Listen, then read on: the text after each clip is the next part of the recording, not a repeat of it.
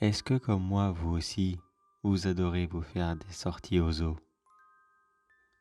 Voir tous ces animaux dans leur semi-milieu naturel, enfin du moins, le plus fidèlement reproduit que possible, y vivre et y grandir avec tous leurs autres congénères.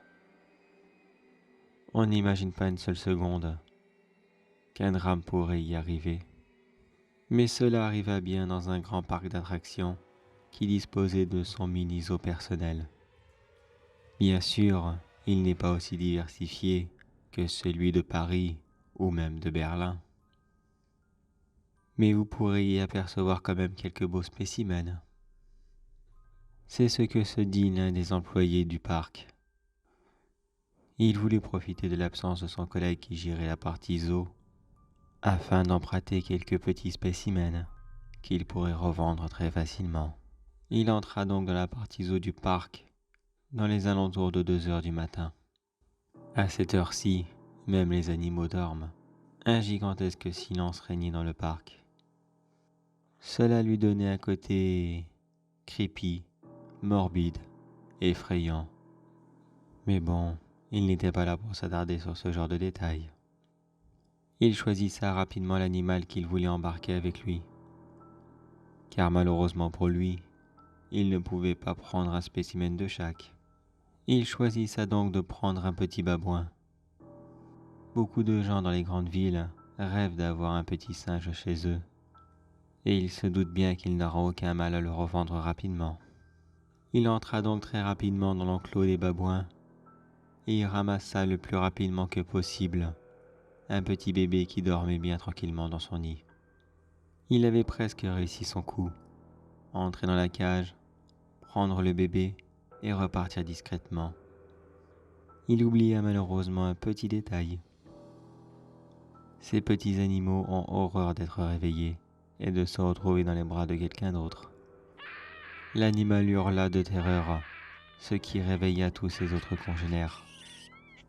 Congénères qui s'empressa directement de faire comprendre au jeune homme qu'il n'était pas le bienvenu et qu'il devait rendre immédiatement l'enfant. Mais il n'en fit rien, il continua son chemin et était bien déterminé à repartir avec l'animal en main. Voyant que leur menace n'avait servi à rien, 3 singes commencèrent à lui sauter sur les jambes et à le mordre au niveau des mollets. Le voleur hurla de toutes ses forces. Il commençait déjà à regretter d'avoir essayé de voler un animal qui possédait d'aussi grandes dents. La douleur le fit tomber sur le sol et il lâcha instantanément l'enfant. La douleur laissa rapidement place à la colère et il attrapa à 2 mains l'un des babouins qui lui avait sauté sur la jambe. Il serra le cou de l'animal de toutes ses forces et celui-ci rendit très rapidement l'âme.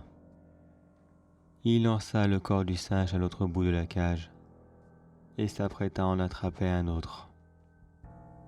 Mais le geste de sa main se fut arrêté par 2 autres singes qui lui bondissaient instantanément dessus. Ces 2 nouveaux assaillants lui mordirent dans les mains et lui brisèrent 2 doigts. Le reste de la tribu lui sautèrent très rapidement dessus et mordirent aléatoirement sur le voleur. Très rapidement, sa main droite n'avait quasiment plus de doigts. Sa cage thoracique était percée, son nez arraché, ses yeux crevés et son entrejambe croqua rapidement sous les dents du plus gros individu.